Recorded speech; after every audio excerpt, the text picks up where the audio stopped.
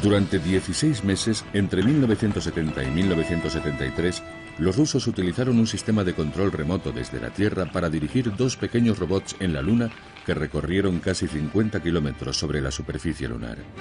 Esta hazaña, que permaneció en secreto durante 20 años, fue uno de los mayores éxitos tecnológicos en la historia de la Unión Soviética. Diseñados bajo el máximo secreto en los laboratorios rusos y eclipsados por el éxito de la misión Apolo, la aventura del programa Lunokhod sigue siendo prácticamente desconocida por el público. La apertura de los archivos espaciales soviéticos, el regreso de los estadounidenses a la carrera espacial y el trabajo de los robots Spirit y Opportunity en Marte han arrojado nueva luz sobre esta apasionante odisea. Esta es la historia del misterioso vehículo de exploración lunar y de la aventura de los científicos que participaron en la conquista de la Luna.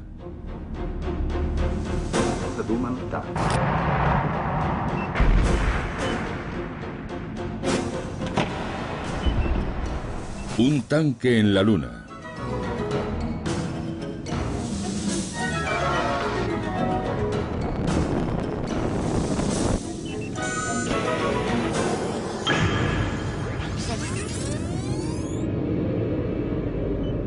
...26 de abril de 1986... Unión Soviética. El accidente nuclear más grave del siglo XX hace temblar a la central nuclear de Chernóbil. Después de 3 meses, miles de hombres han recibido dosis letales de radiaciones.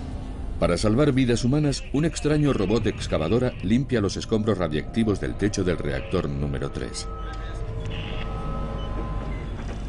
Este aparato de ciencia ficción teledirigido fue diseñado en una situación de máxima urgencia. Para desarrollarlo, Moscú llamó a los mismos ingenieros que 15 años antes habían dirigido por control remoto el vehículo robotizado lunar.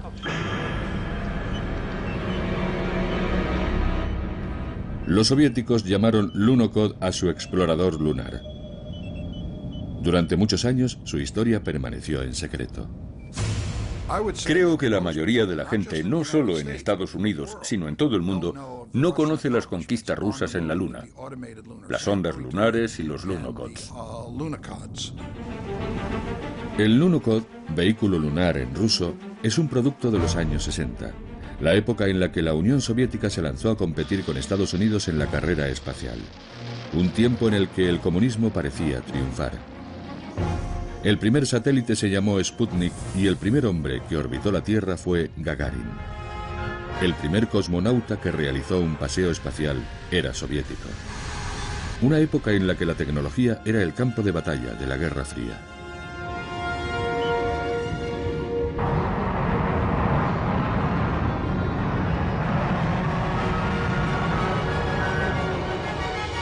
El 25 de mayo de 1961, el presidente Kennedy anunciaba a los estadounidenses que un astronauta americano caminaría sobre la Luna antes de que finalizara la década. Nikita Khrushchev aceptó inmediatamente el reto. La carrera hacia la Luna había comenzado. El Kremlin ordenó a Sergei Korolev, un superviviente de los gulags, que preparara el contraataque. Este robusto hombre de 54 años no era otro que el padre del programa Sputnik, un científico a la vez que un visionario. Mientras los estadounidenses se concentraban en una meta única, poner un hombre en la Luna, los soviéticos tenían un objetivo secreto: enviar un explorador lunar robotizado dirigido por control remoto desde la Tierra. Para Sergei Korolev era el primer paso para hacer realidad el sueño de establecer una base permanente en la Luna.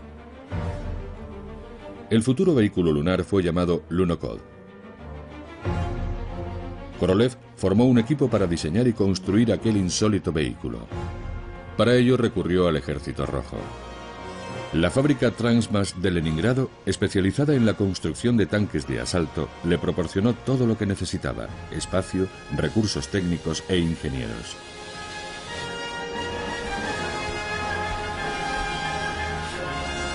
Pidió a los ingenieros de Transmas que diseñaran el chasis del futuro explorador lunar. Todos iban a participar en el gran proyecto secreto de la Unión Soviética para conquistar el espacio. Un vehículo que viajaría hasta la desconocida superficie lunar, controlado en tiempo real por un piloto situado en la Tierra. Uno de aquellos ingenieros se convertiría enseguida en el alma del programa: Alexander Kemurian. Mi padre era diseñador de tanques de profesión. Su primer trabajo en Transmash fue como especialista de vehículos de oruga blindados. Después fue nombrado director de investigación y diseño de aerodeslizadores. Así empezó a ganarse la reputación de alguien capaz de concebir y crear los aparatos más increíbles. Mi padre fue el responsable de formar un equipo para el programa Lunokhod. Sé que para Alexander Kemourian el proyecto de construir el Lunokhod no podía ser una completa sorpresa porque era difícil sorprender a un hombre con sus conocimientos y experiencia técnica. Sin embargo, se sorprendió un poco cuando lo supo. Para Alexander Kemourian y su equipo de ingenieros, el programa Lunokhod suponía resolver una serie de problemas sin precedentes. ¿Cómo podía diseñar un vehículo dirigido por control remoto a 450.000 kilómetros de distancia? ¿Cómo predecir sus reacciones en una atmósfera con un sexto de la gravedad terrestre? En 1963, con la tecnología de la informática en sus inicios, parecía ser un reto imposible.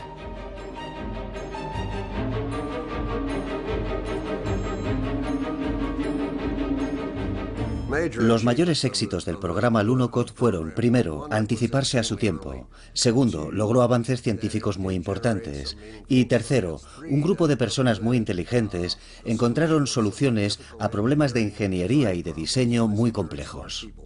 Fue algo increíble. Éramos diseñadores de tanques y nos encargaban el diseño y la construcción del chasis del vehículo lunar Lunokhod.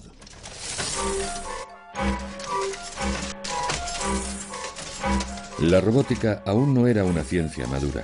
Alexander Kemourian y sus ingenieros de Transmash tuvieron que inventar, investigar y probar absolutamente todo. Ninguna idea, por disparatada que pudiera parecer, se descartaba. Aquellas personas diseñaron toda una serie de vehículos robotizados para la exploración planetaria y fueron realmente brillantes en el diseño mecánico y la puesta a punto de todas esas ideas.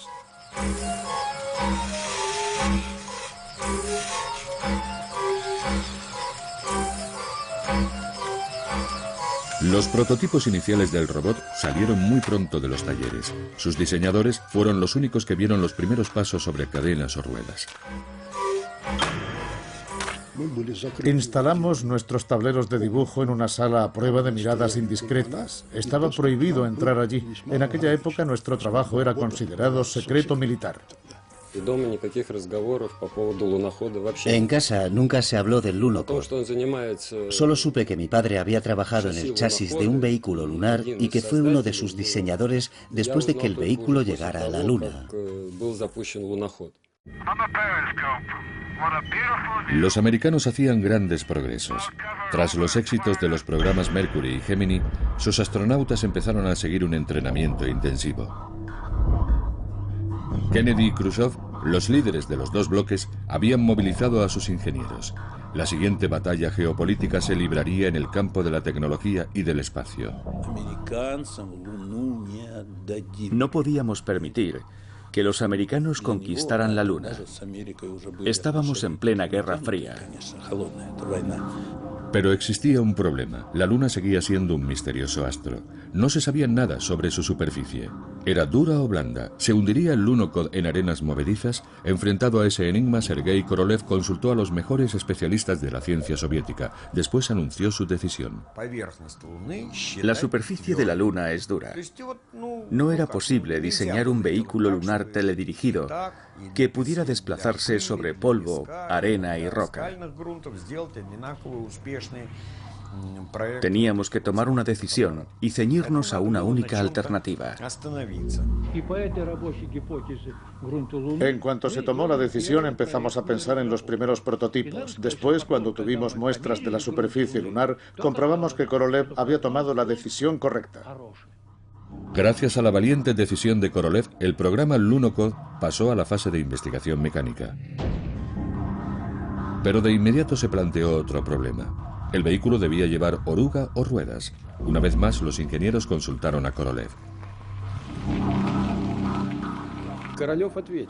Korolev nos dijo: no os voy a dar ningún consejo, vosotros sois los especialistas, decididlo vosotros. Alexander Kemuryan y sus diseñadores de tanques se inclinaron inicialmente por un mecanismo de tracción de oruga. Pero, ¿sería la solución correcta?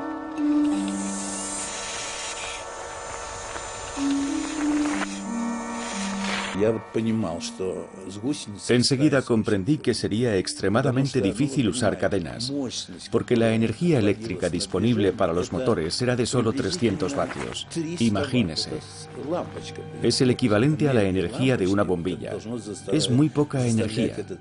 La energía de una bombilla tenía que impulsar al Lunokhod en las condiciones extremas de la Luna.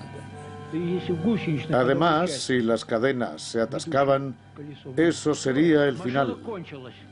Pero con varias ruedas se podría avanzar sin problemas. Los ingenieros de Leningrado empezaron a dar forma al chasis del Lunokhod. Las ruedas del vehículo eran tan grandes como las de un coche, menos de 20 centímetros de ancho por 50 de diámetro. Para que se agarraran mejor a la superficie lunar, llevaban una malla metálica provista de clavos. Pero aún quedaba otro obstáculo. El vehículo debía pesar menos de 110 kilos. Hubo más discusiones, nuevas teorías, más pruebas que llevarían a una solución. Utilizarían una aleación de aluminio y titanio clasificada como secreto militar.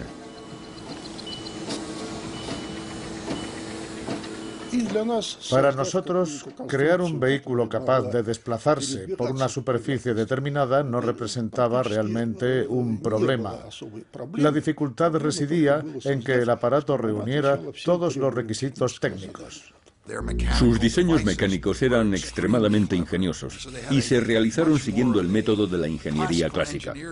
Diseñar, construir, probar y, si no funciona, intentarlo de nuevo. Si solo se consigue el 75%, no importa. La próxima vez conseguiremos el 95%, y así hasta conseguir el éxito. Su forma de trabajar era progresiva y sistemática. En 1964, 2 años después de haber creado los primeros diseños, los ingenieros de Transmas prueban su primer prototipo. Equipado con tracción en las 4 ruedas, este extraño robot tortuga hizo su primer recorrido con una cámara periscópica. Le pusimos una cámara de vídeo japonesa y controlamos la máquina por medio de un televisor. Así empezamos a desarrollar el sistema de dirección por control remoto.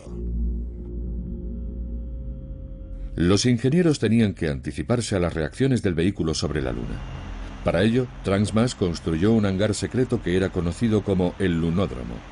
2 ingenieros controlaban desde otro vehículo el prototipo de segunda generación sobre un terreno similar al lunar, lleno de obstáculos. El robot tenía tracción en las 8 ruedas con suspensión independiente, pero solo eran necesarias 3 para que siguiera funcionando.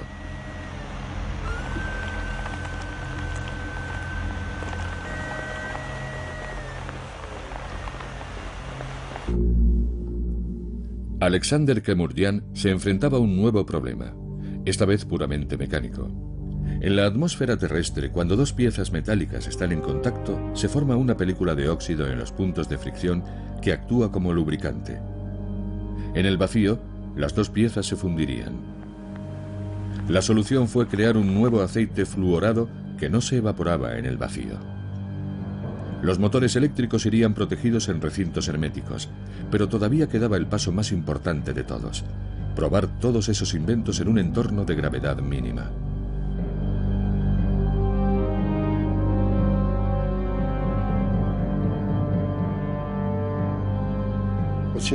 Sergei Korolev nos ofreció lanzar un satélite exclusivamente para nosotros, para probar los compartimentos de nuestros motores y el diseño mecánico en un entorno de ausencia de gravedad. Pero al final no necesitamos un satélite para nosotros porque encontramos que quedaba espacio en un satélite cuyo lanzamiento ya estaba programado.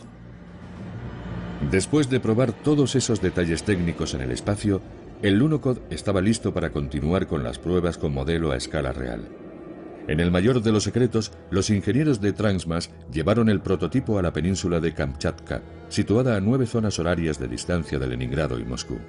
¿Sería el terreno volcánico de esta región del extremo oriental de Rusia similar a la superficie lunar? El experimento era la oportunidad para probar por primera vez los sistemas de control automáticos. Este penetrómetro, por ejemplo, mediría la densidad de la superficie lunar.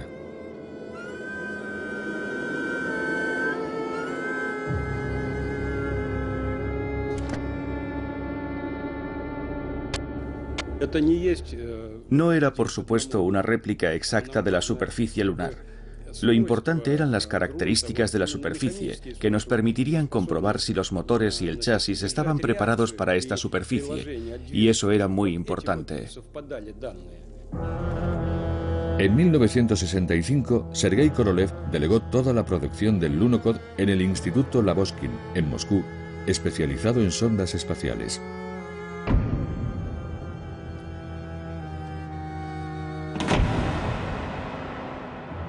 Su director ejecutivo, Georgi Babakin, supervisó el diseño del módulo de alunizaje. El Lunokhod, que parecía una extraña bañera rodante, estaba provisto de equipos electrónicos y científicos. Desde Moscú, Georgi Babakin podía dar instrucciones específicas sobre el desarrollo del chasis y la autonomía de los motores ensamblados en Leningrado.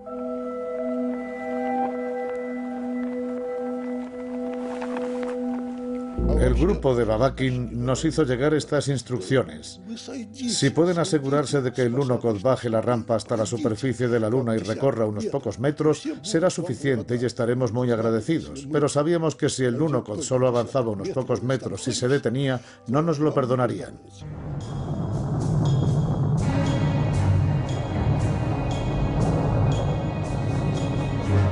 Los americanos habían realizado numerosos lanzamientos en Cabo Cañaveral para poner a punto el cohete Saturno V y la nave Apolo.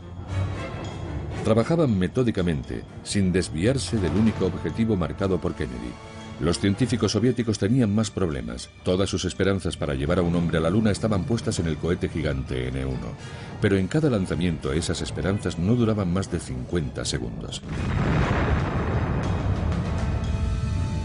A mediados de los años 60, la Unión Soviética aún seguía en la carrera por llegar a la Luna. Pero, ¿por cuánto tiempo?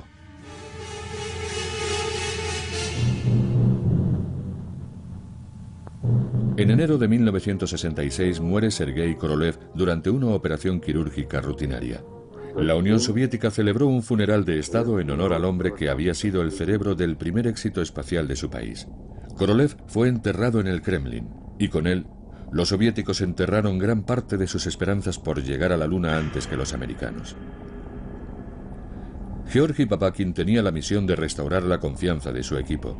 Las pruebas del Lunokhod se reanudaron sin demora. En Moscú y Leningrado a menudo se trabajaba las 24 horas del día.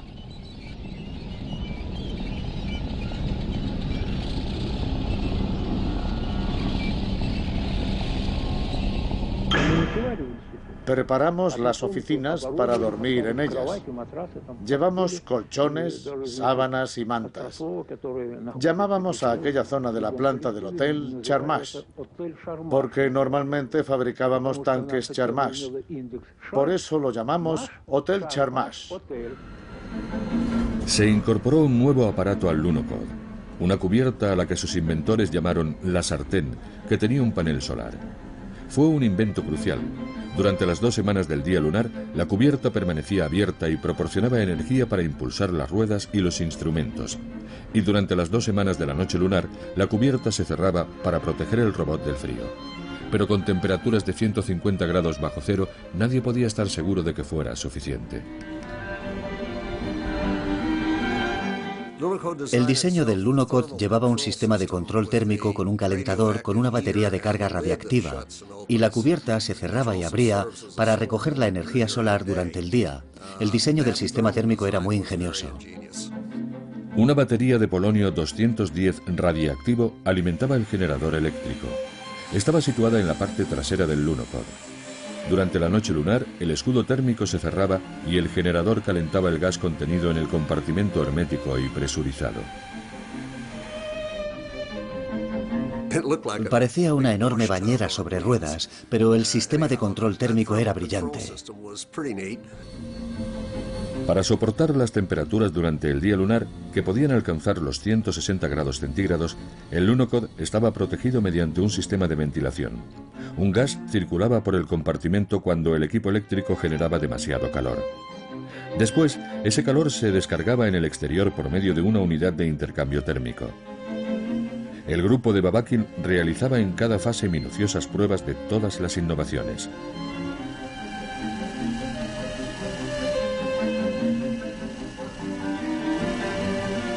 Muy pronto el pequeño vehículo estaría listo para recorrer la superficie lunar.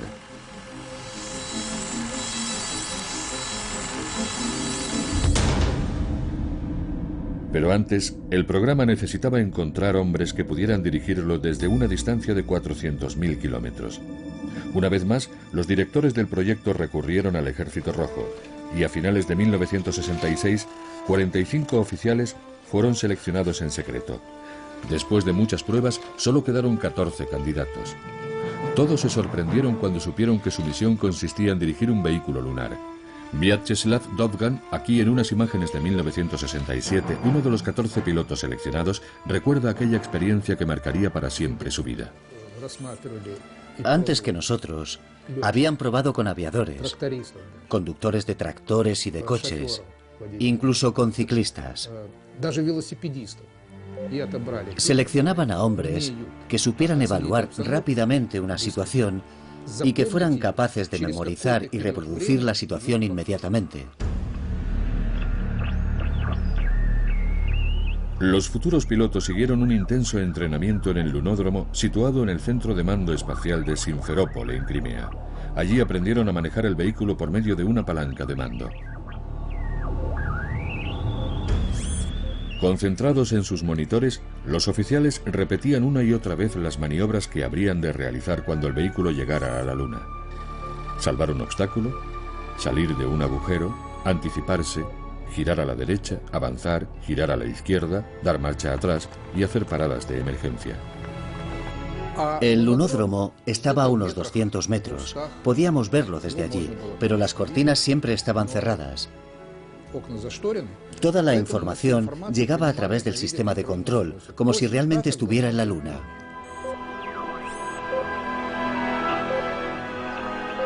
Habría un lapso de 30 segundos entre una orden enviada desde la Tierra y su ejecución en la Luna. Para aquellos hombres, ese lapso de tiempo era el principal problema que debían superar para aprender a manejar el vehículo.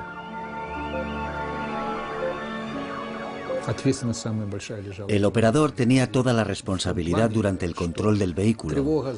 Podía ponerse nervioso por temor a cometer un error, pero lógicamente eso no era lo normal. Todo iba bien si analizabas correctamente la situación, los diferentes factores y tomabas la decisión adecuada. A veces todo iba perfectamente y de repente caías en un agujero.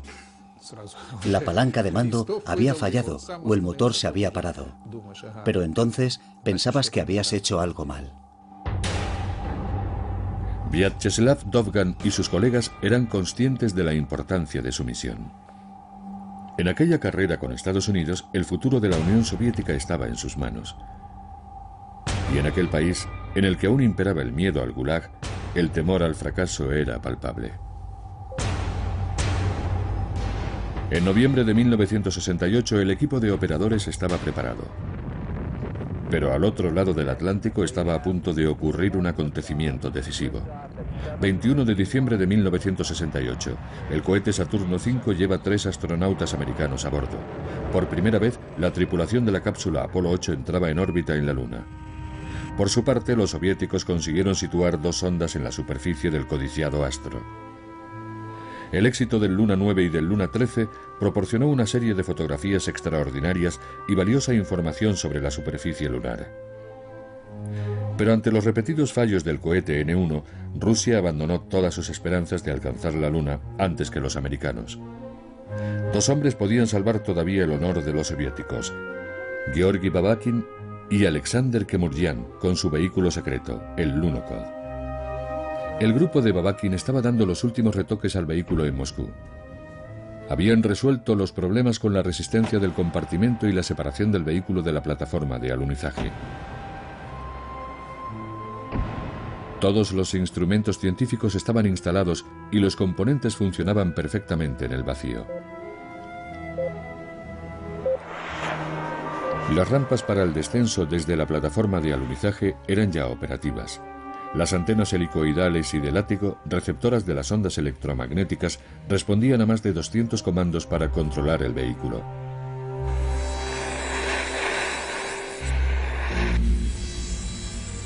El Lunokhod, que viajaba en la bodega del cohete, tenía el tamaño de un coche pequeño. Pesaba 750 kilos y medía 2 metros de longitud por 1,5 metros de ancho. Pero sin duda era un extraño vehículo. Se movía en la inmensidad del espacio dirigido desde la Tierra. En aquellos momentos incluso los americanos creían que tal proeza tecnológica era imposible.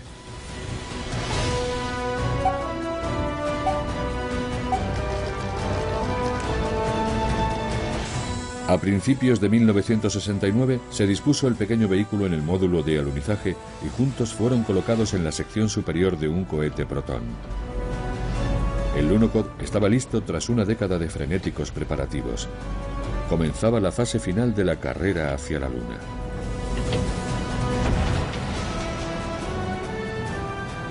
El 19 de febrero de 1969 se lanzó el cohete Proton desde el cosmódromo de Baikonur con el Lunokhod a bordo. El éxito estaba al alcance de la mano de los rusos.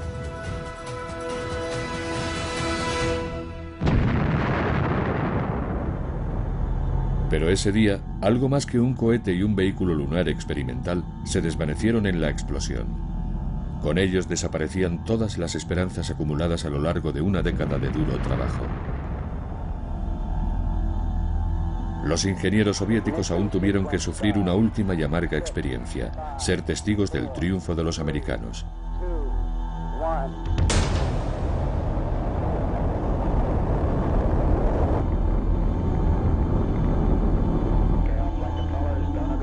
El inolvidable día del 21 de julio de 1969, Neil Armstrong dedicó a toda la humanidad la victoria americana en la Luna.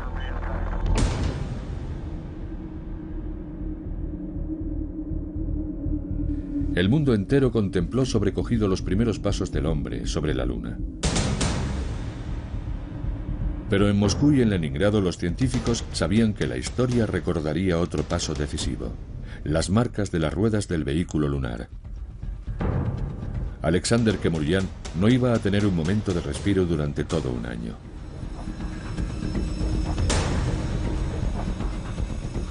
El 10 de noviembre de 1970, todos los técnicos y operadores soviéticos se encontraban en la sala de control del Centro Espacial de Simferópol.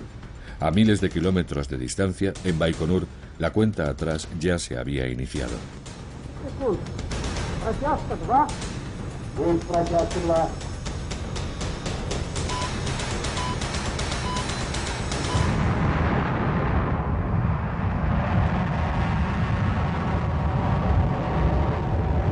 A las 15:44 despegó el cohete Proton. A bordo viajaba un nuevo Lunokhod. A una altura de 80 kilómetros el cohete Proton alcanza la velocidad necesaria para orbitar la Tierra. Tras el impulso final de los cohetes, la nave espacial Luna 17 se aleja gradualmente de la fuerza gravitacional terrestre. Tardó 4 días y medio en recorrer la distancia que separa la Tierra de la Luna. Todo el programa era secreto. Solo se sabía la fecha estimada del alunizaje, porque muchos astrónomos esperaban poder observar el acontecimiento en sus observatorios. Pero nada más alunizar el Lunokhod, se levantó completamente el secreto que rodeaba al proyecto.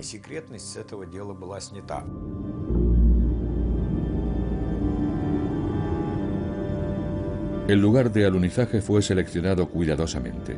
Después de orbitar la Luna durante 48 horas, el Lunokhod 1 inició su histórico descenso. El 17 de noviembre de 1970, el Luna 17 alunizó suavemente en el mar de la lluvia, posándose sobre la superficie lunar con un ángulo de 4 grados. Fue un momento de gran emoción para mí. Cuando la plataforma se posó sobre la Luna, fue un momento inolvidable. El ingeniero de vuelo gritó: "El Lunokhod ha aterrizado sobre la Tierra". Y rápidamente corrigió: "Sobre la Luna". Y todos empezaron a aplaudir. La rampa de alunizaje estaba desplegada. La superficie lunar se extendía delante del Lunokhod. Pero, ¿quién daría la orden de que el vehículo de exploración lunar descendiera los pocos centímetros de rampa que le separaban del suelo? El equipo, una vez superado el entusiasmo inicial, tenía que analizar las coordenadas vertical y horizontal del Lunokhod para evitar una posible caída mientras descendía por la plataforma. Pasaron 3 horas. Las primeras imágenes de la superficie lunar llegaron al centro de control de Simferópol. Todo el personal estaba concentrado en su trabajo. La tensión iba en aumento.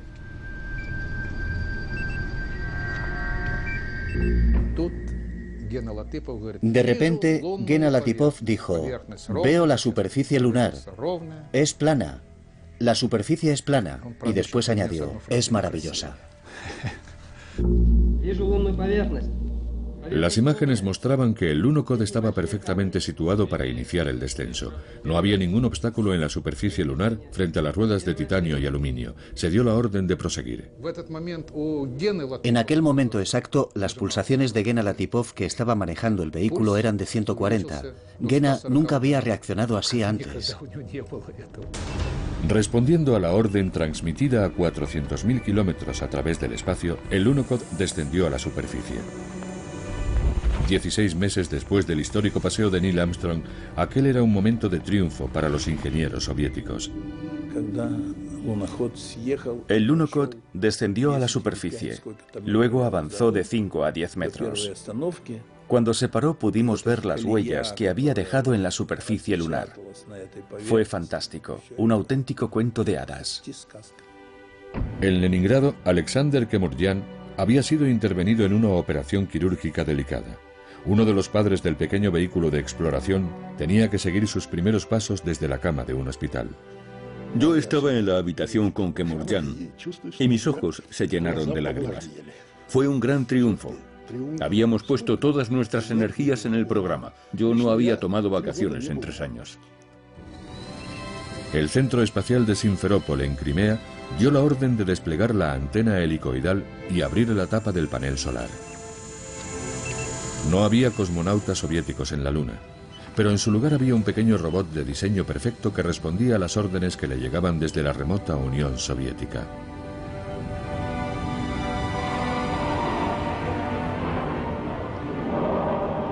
Radio Moscú emitió la internacional. Para Leónidas Brezhnev y los líderes del Kremlin, este éxito traía nuevas esperanzas de un resurgimiento. ¿Conseguiría el Lunokhod un mayor apoyo para el Partido Comunista? No fue así. Aunque la prensa internacional alabó el éxito del robot, todos los aplausos se dirigían al genio de los científicos e ingenieros rusos. Era un vehículo único. A los americanos ni siquiera se les había ocurrido algo parecido. Si lo hubiéramos lanzado un poco antes, tal vez nos habríamos sentido un poco mejor, pero eso no era lo importante. A principios de los años 70 empezaron a poner vehículos robot Lunokhod en la Luna. Algo similar no se repetiría hasta las misiones Mars Pathfinder de Estados Unidos en 1996 y 97. El éxito se celebró en las 11 zonas horarias de la Unión Soviética. En Simferópol, la tensión empezaba a notarse entre los operadores. Pegados a sus pantallas, tenían que evitar cualquier obstáculo inesperado en la superficie lunar. Después de recorrer 20 metros, sufrieron la primera decepción. Las cámaras de orientación estaban situadas demasiado bajas. El piloto tenía la visión de una persona agachada. Resultaba imposible ver claramente piedras o cráteres. A pesar de la limitada visibilidad, el Lunokhod avanzó otros 10 metros y el pánico se apoderó del equipo. El robot había desaparecido en un cráter. La temperatura en el interior del Lunokhod se elevó a niveles peligrosos. Rápidamente interrumpieron el suministro de energía. Ese no era el procedimiento planeado, pero no querían arriesgarse a perder el vehículo. Decidimos desconectar todos los mecanismos de seguridad y hacer que el Lunokhod girara más a la izquierda. Estabilizamos el motor, cerramos la tapa del panel solar y retrocedimos para salir del cráter. El Lunokhod respondió perfectamente a las señales de radio enviadas desde Simferópol. Dio marcha atrás y el animal cibernético extraterrestre obedeció las órdenes del operador.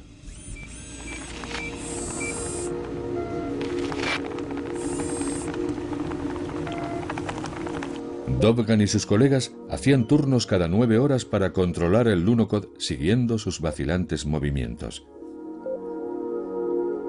Operaban mediante la palanca de mando: adelante, atrás, parada, vuelta. Tenían 2 ángulos de giro, 10 y 20 grados, y 2 posibles velocidades, 800 metros y 2 kilómetros por hora. Una auténtica concentración de inteligencia mecánica y electrónica. Fue un milagro de destreza. Dobgan y sus colegas tenían que anticipar constantemente las órdenes que transmitían, puesto que el vehículo se encontraba bajo unas condiciones técnicas muy complicadas. Mientras, la imagen fija de la Luna se actualizaba línea por línea cada 10 segundos.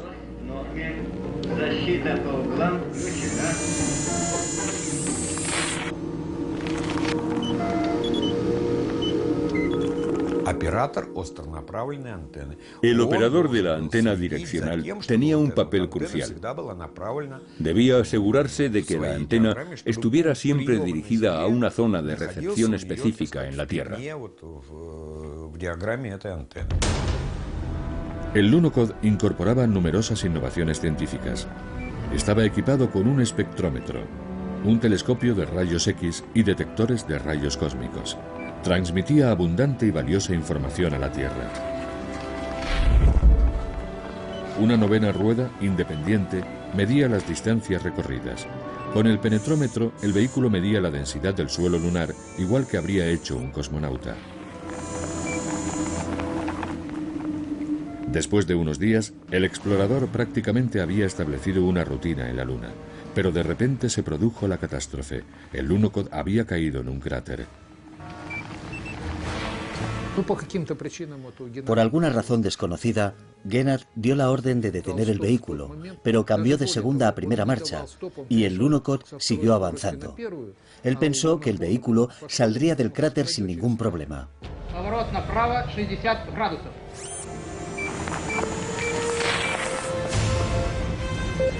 El equipo se puso en estado de emergencia. Las empinadas paredes sorprendieron al piloto. Sometidas a una temperatura de 130 grados, las ruedas patinaban. Los hombres estaban exhaustos. Después de 9 largas horas de arriesgadas maniobras, el vehículo, que daban ya por perdido, logró salir del cráter. Después de 14 días terrestres, el primer día lunar terminó para el Lunokhod. El vehículo lunar se apagó para hibernar y resistir temperaturas de 274 grados bajo cero durante la larga noche lunar de 2 semanas de duración. Tan pronto como llegó la noche lunar, todos fuimos a tomar un buen baño de vapor. Después empezamos a procesar y analizar todos los datos registrados en nuestro diario de navegación. No nos movimos de allí hasta que los informes técnicos y científicos estuvieron terminados. El Lunokhod, que inicialmente había sido diseñado para funcionar durante 90 días, trabajó durante 11 meses, recorriendo casi 12 kilómetros. Realizó con éxito todas las misiones científicas planeadas y transmitió más de 20.000 imágenes de la superficie lunar y efectuó 500 pruebas y análisis completos de muestras del suelo. Fue un gran triunfo para la astronáutica soviética. El chasis podría haber seguido funcionando durante más tiempo, pero cuando la batería nuclear para calentar los componentes internos del Lunokhod se agotó, el Lunokhod dejó de funcionar. Como mi padre solía decir, sencillamente tuvo una muerte natural. Condecorado con la Orden de Lenin por el éxito del Lunokhod, Alexander Kemurian seguía siendo un desconocido en Occidente. Pero más allá del telón de acero, el éxito no sorprendió a los investigadores franceses que habían trabajado con el programa espacial soviético durante años. A finales de 1972, el Instituto Lavochkin había construido un segundo Lunokhod. El nuevo vehículo llevaba más equipamiento científico que su predecesor. Las cámaras de navegación estaban montadas más alto para conseguir una mejor visión de la superficie lunar. El principal objetivo de esta misión, usando un retroreflector láser fabricado en Francia, era medir la distancia entre la Luna y la Tierra con un margen de error de 3 metros. Un experimento conjunto ha sido realizado por especialistas soviéticos y franceses. Aparatos de medición por láser fueron instalados en el gran telescopio del Observatorio Astrofísico de Crimea, algo muy importante para el estudio de la estructura de la Tierra. En enero de 1973, la Unión Soviética consigue un nuevo éxito. La nave Luna 21 aluniza suavemente en el mar de la Serenidad con su carga, el Lunokhod 2. El propósito del experimento franco-ruso de la medición mediante láser de la distancia entre los dos astros era ayudar a predecir la actividad volcánica y los terremotos, así como estudiar la deriva continental. El 9 de mayo de 1973, el Lunokhod 2 establece un nuevo récord al recorrer 37 kilómetros. Después, al cabo de 4 meses, acabó deteniéndose. Al igual que su predecesor, se apagó para siempre. Llevando 2 vehículos robotizados a la Luna, los ingenieros soviéticos hicieron algo más que evitar una humillante derrota de su país ante Estados Unidos. Lograron un éxito que fue utilizado durante años por la propaganda soviética. Sin embargo, los hombres que lo hicieron posible permanecieron en la sombra mucho tiempo, hasta que finalmente la historia acabó recordándolos. Todo era absolutamente secreto. Todos los preparativos y toda la documentación relativa a la construcción habían permanecido en secreto. ¿Quién había realizado todo el trabajo en la Unión Soviética? Era información secreta. ¿Quién era Korolev? Solo lo supimos al día siguiente de su muerte. ¿Quién era Babakin? Nadie lo supo hasta el día siguiente de su muerte. Así era la vida en la Unión Soviética. Era la Guerra Fría. Durante más de 10 años, Alexander Kemurdian fue el cerebro oculto de este programa secreto. Pero la experiencia de este hombre genial y de su equipo de ingenieros no caería en el olvido.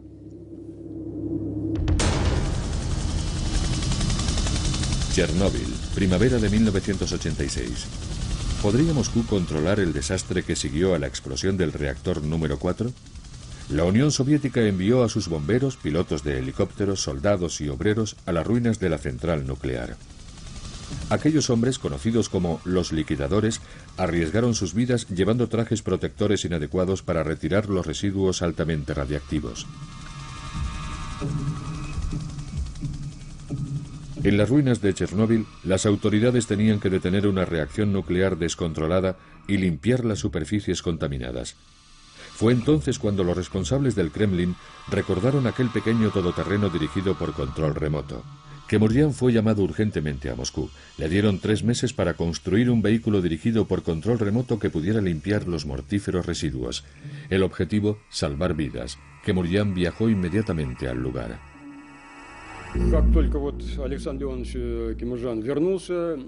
Alexander Kemurdian se reunió con los responsables de todas las agencias relacionadas con la defensa nacional. Tenían que encontrar soluciones urgentemente. Cuando regresó nos preguntó: ¿cómo podemos ayudarles? ¿Qué podemos hacer? Después del inmenso éxito tecnológico de los vehículos de exploración Lunokhod, Kemurdian y sus colegas no habían dejado de trabajar.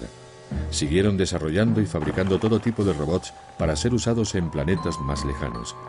Con su enorme experiencia, el equipo de Transmas desarrolló una nueva versión del Lunokhod, un vehículo en miniatura de 6 ruedas llamado STR-1.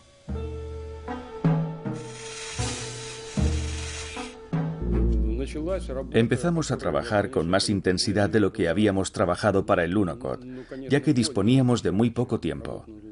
Nunca habíamos visto nada igual.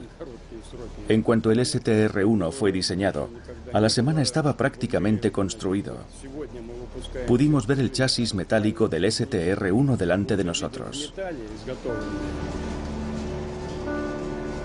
El STR-1 era una excavadora de titanio completamente automatizada.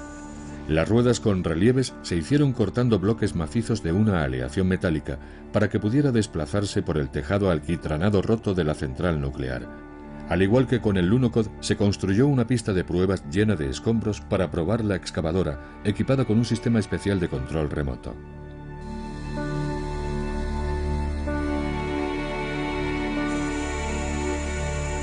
A principios de julio, el STR-1 estaba listo para ser enviado a su destino final, Chernóbil.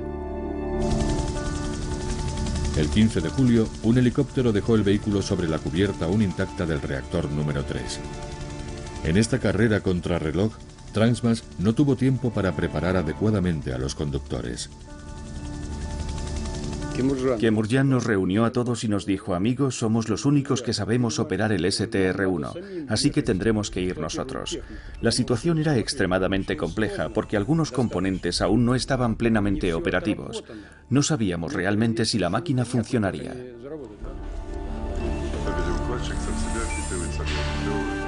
A pesar del evidente riesgo de muerte, un primer equipo de ingenieros de Transmas, dirigidos por Pavel Sologub, operó el vehículo durante todo el mes de agosto. Mikhail Malenkov dirigió el segundo equipo y pasó 30 días sobre la cubierta contaminada.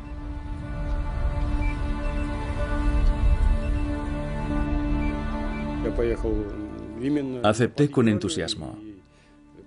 Sabía a dónde iba. Acepté correr el riesgo. Sabía qué tenía que hacer, a dónde podía ir y a dónde no, lo que se podía y lo que no se podía hacer. El STR-1 funcionó perfectamente, pero tuvo problemas de guiado debido a los niveles extremadamente altos de radiactividad. El robot de Kemurjan salvó muchas vidas, pero pocos conocen, incluso hoy en día, quién construyó ese extraño aparato que un día llegó a Chernóbil. En 1986, Kemurjan seguía siendo un desconocido. Los lectores occidentales de revistas científicas estaban intrigados por los artículos de tres genios de la astronáutica: Alexandrov, Leonovich y Uglev. Nadie podía imaginar que en realidad habían sido escritos por la misma persona, Alexander Kemurjan. Después del hundimiento de la Unión Soviética, Occidente descubrió finalmente el verdadero nombre de quien había dirigido el programa de desarrollo de los bastidores de muchos planetocots, vehículos para recorrer planetas. En 1990, el chasis de un Masokot diseñado para operar en el planeta rojo empezó a intrigar a los científicos occidentales que se interesaron por las experiencias soviéticas cuando comenzaron a diseñar sus futuras misiones de exploración en Marte. Cuando cayó el telón de acero, empezamos a tener contacto con colegas extranjeros. Gracias sobre todo a Alexander Kemurjan, empezamos a trabajar con especialistas americanos por primera vez. Y también trabajamos muy estrechamente con los franceses. Los rusos tenían un programa de vehículos de exploración muy bueno y nos dirigimos al equipo que había trabajado en él. Así supimos que eran las mismas personas que habían hecho el único vehículo de exploración planetaria hasta la fecha, el Lunokhod. Lo más importante para nosotros era conservar la experiencia y los conocimientos adquiridos por los que nos habían precedido. 1992. Los hombres del Laboratorio de Propulsión a Chorro de Pasadena, California, descubrieron entonces al misterioso Alexander Kemurjan. Los americanos le invitaron, junto con otros ingenieros rusos, a su centro de pruebas del Valle de la Muerte. Estas imágenes eran impensables durante los 40 años de la Guerra Fría. Kemurjan, un héroe de la Unión Soviética caminando tranquilamente sobre suelo estadounidense. Aunque no todo era perfecto. Los antiguos enemigos unieron fuerzas para probar el vehículo espacial Marsokot, diseñado en Leningrado 15 años antes dentro del mayor secreto.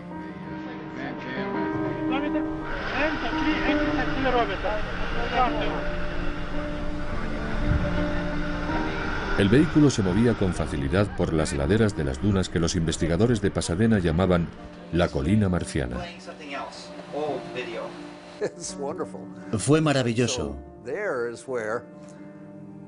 El Marsokot que habían traído demostró que estaba hecho a prueba de balas. Lo ponías en el desierto y por mucha arena que le cayera, seguía funcionando. Ellos a su vez nos invitaron a Kamchatka para probar nuestros rovers. Estas pruebas tuvieron repercusión mundial y creo que fueron muy importantes para que los científicos e ingenieros americanos empezaran a pensar en el papel de los rovers en el programa de exploración de Marte que estábamos desarrollando en Estados Unidos. A la edad de 70 años, Alexander Kemurjan recibía finalmente el reconocimiento de la comunidad científica internacional. Además de sus actividades en Transmas y de ser miembro del Instituto Internacional de Robótica Espacial, fue ascendido a científico de primera clase por la Academia de Cosmonáutica de Rusia de Tsiolkovsky. Los americanos fueron extremadamente respetuosos con el trabajo científico que habíamos realizado en nuestro país por Transmash y el Instituto Lavochkin. Mi padre creía que la Sociedad Planetaria hacía un trabajo muy importante. Louis Friedman y él eran muy buenos amigos. Nunca olvidaré el paseo con Alexander Kevorkian por la ladera de un volcán. El suelo estaba tan caliente que si te parabas, el calor te hacía un agujero en la suela del zapato. No podíamos pararnos. Y allí estaba Kevorkian a sus 70 años, subiendo ágilmente por la ladera de la montaña. Y nosotros teníamos problemas para seguirle. Fue una gran experiencia.